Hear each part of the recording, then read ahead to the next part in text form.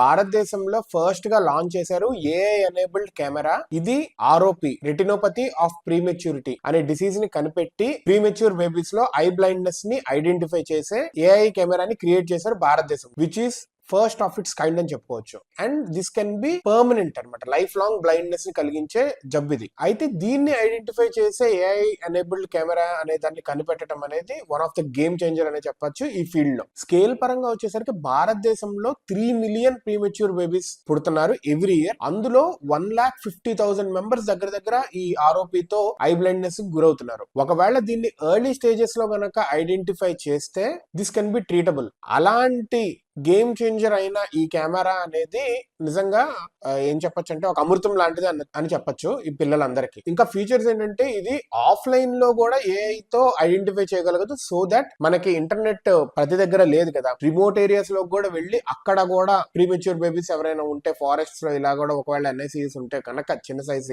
కనుక ఉంటే అక్కడ కూడా ఐడెంటిఫై చేసేలాగా హెల్ప్ అవుతుంది.